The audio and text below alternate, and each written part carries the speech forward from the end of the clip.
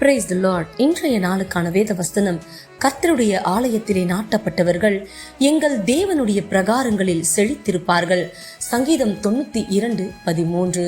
ஒரு செடியா இருக்கட்டும், மரமா இருக்கட்டும், அது எந்த இடத்துல வைக்கப்படுதோ அதை பொறுத்து தான் அது கனி கொடுக்கும்.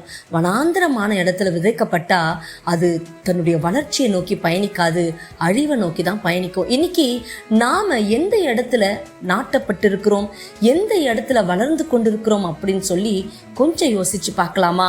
நாம் கர்த்தருடைய ஆலயத்திலே நடப்பட்டவர்களாக இருந்தோம் என்றால் நம்முடைய வேர் ஆழமாக சத்தியத்துல நிலைத்திருக்கும், அநேக கனிகளை கொடுப்போம், மற்றவர்களுக்கு பிரயோஜனமாக இருப்போம். அது மட்டும் இல்லைங்க, ஆலயத்துல அதனுடைய முற்றத்துல முக்கியமான முதன்மையான நபர்களாய் தேவன் நம்மை மாற்றி ஆசீர்வாதமான பாத்திரங்களாய் உருவாக்குவார். என்னங்க, அவருடைய ஆலயத்துல நாட்டப்படுவதற்கு நீங்கள் தயாரா இருக்கீங்களா? கர்த்தர் தாமே உங்களை ஆசீர்வதிப்பாராக. ஆமேன்.